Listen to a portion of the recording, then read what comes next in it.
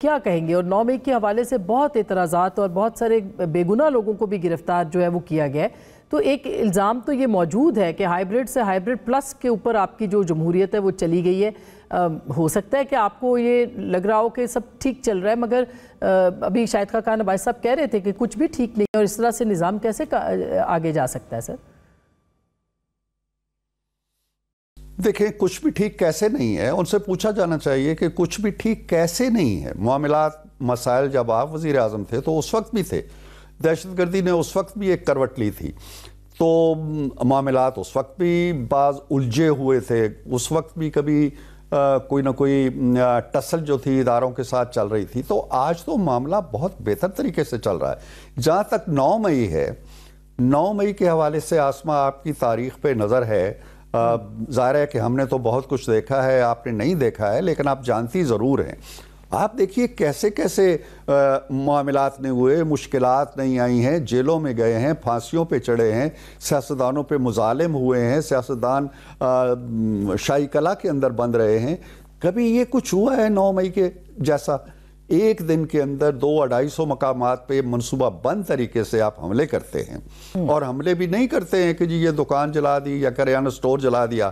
آپ جو دفاعی تنظیم کے آپ کی سلامتی کے ذمہ دار ادارے ہیں، اب اگر پکڑ دکڑ ہوتی ہے، آج بھی 11 لوگ چھوٹے ہیں، کل بھی پتہ نہیں کتنے لوگ چھوٹے تھے، تو نکل رہے ہیں عدالتی عمل سے۔ اگر ان کے بارے میں کوئی ثبوت نہیں ملتا تو وہ سامنے آ رہے ہیں، نکل رہے ہیں، رہا ہو رہے ہیں، تو یہی ہوتا ہے نا۔ عرفان صاحب، ابھی آپ کو بات کر رہے تھے جی پولیٹیکل ڈائیلاگ کی آپ نے بات کی تھی، اور پولیٹیکل ڈائیلاگ آپ نے خود بھائی آپ اس کمیٹی کا حصہ رہے، آپ کی جماعت چاہتی تھی کہ بات چیت ہو، پھر اچانک وہ مذاکرات ختم ہو گئے۔ آپ پی ٹی آئی کو بلیم کرتے ہیں، پی ٹی آئی آپ کو بلیم کرتی ہے۔ حال ہی میں جو خبر ہم نے دیکھی جب آپ کی ملاقات میاں صاحب کے ساتھ ہوئی، تو اس میں انہوں نے کہہ دیا کہ گروہ سے بات چیت کرنے کا کوئی فائدہ نہیں ہے، نہیں وہ پی ٹی آئی کو سیاسی جماعت تسلیم ہی نہیں کرتے۔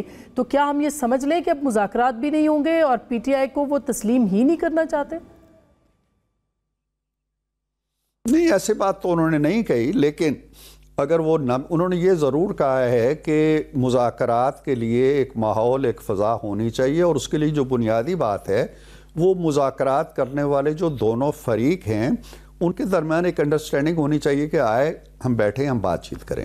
اب معاملہ یہ ہے جو میں بار بار کہتا ہوں، اور میاں صاحب کے اس بیان کے اندر بھی وہ جھلک چیز ملتی ہے، کہ یہ لوگ مذاکرات کے لیے نہیں بنے۔ آپ گروہ کہہ لیں، آپ فریق کہہ لیں، آپ پولیٹیکل پارٹی کہہ لیں، میں تو یہ کہتا ہوں کہ کسی ایسی پولیٹیکل پارٹی جو اپنے آپ کو پولیٹیکل پارٹی کہتی ہو، یہ کلیم کرتی ہو، یہ دعویٰ کرتی ہو کہ ہم سیاسی جماعت ہیں، اس نے اس طرح کے غیر سیاسی کام کیے ہوں۔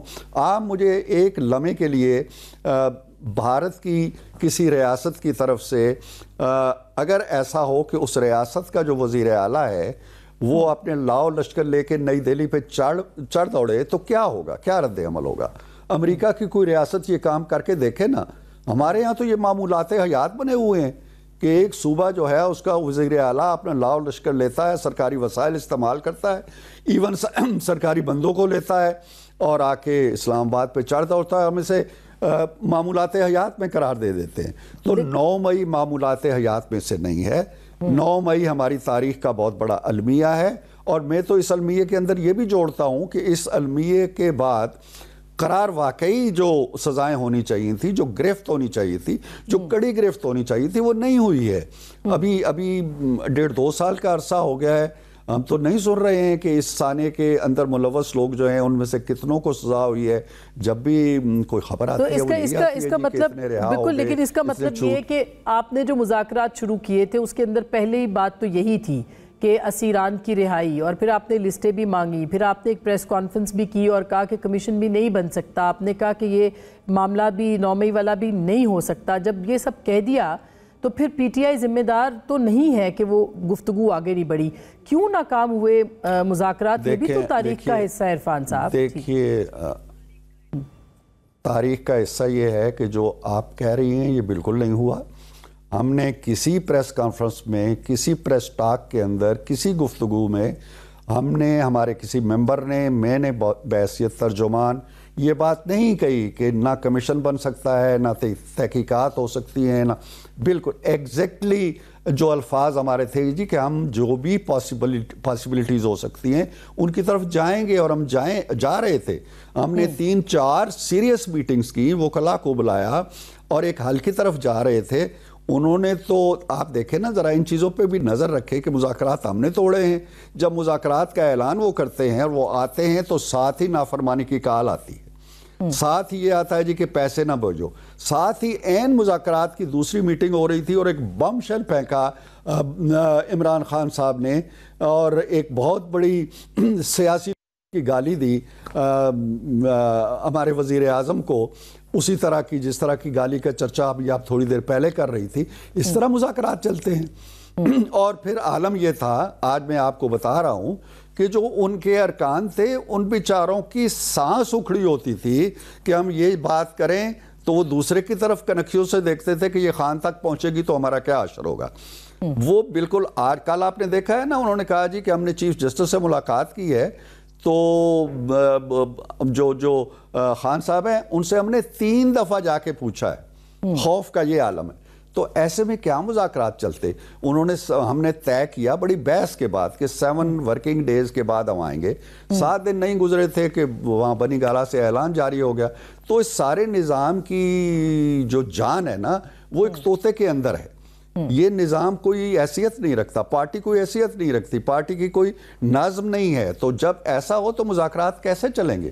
لیکن یہ تو ہر پارٹی کے اندر ہے. ظاہر ہے آپ بھی میاں صاحب کے کہے بغیر کچھ نہیں کر سکتے اور وہ آپ کو رہنمائی دیتے ہیں. تو یہی عمران خان صاحب کے ساتھ بھی ہے. لیکن آپ کا جو میں نے سٹیٹمنٹ سنا، آپ نے کہا کہ ہمارے پاس پیکج تھا.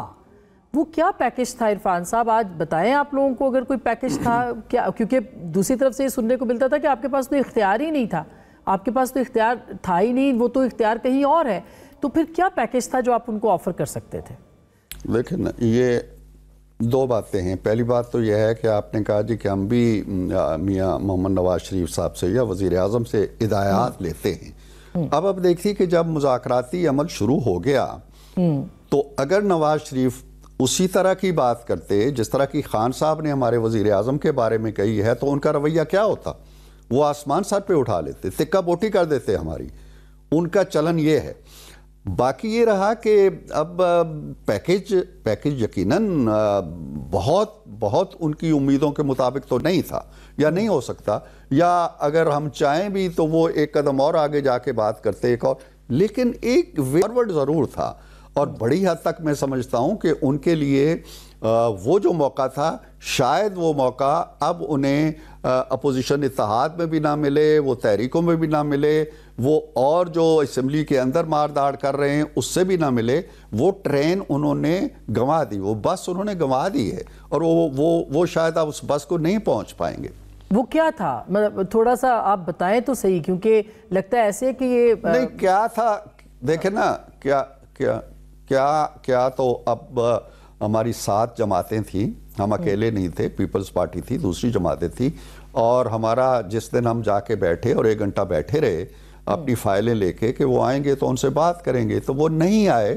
تو پھر ہمارا مشترکہ اور متفقہ ایک فیصلہ تھا کہ یہ اب دستاویز جو ہے اس کو ہم نے پبلک نہیں کرنا. سو میں اس پہ تو کوئی بحث آپ سے کر نہیں سکتا، کوئی تفصیل بھی نہیں بتا سکتا. میں نے یہ بتا دیا ہے کہ وہ ان کے لیے بہت تسلی بخشنا صحیح، لیکن ایک وے فارورڈ ضرور تھا اور انہیں وہ کچھ ضرور مل جاتا جو اب تک انہیں نہیں ملا اور جو شاید آئندہ ملنے میں بھی بڑی دیر لگے انہیں. تو کیوں آپ کے خیال میں پھر تحریک انصاف پیچھے کیوں ہٹی جب ان کو یہ لگ رہا تھا کہ ان کے لیے کچھ فائدہ ہے؟ اس لیے میں نے عرض کر دیا، اس لیے کہ ان کا کوئی نظم نہیں ہے، ان کی کوئی فیصلہ سازی کی حیثیت بیچاروں کی نہیں ہے.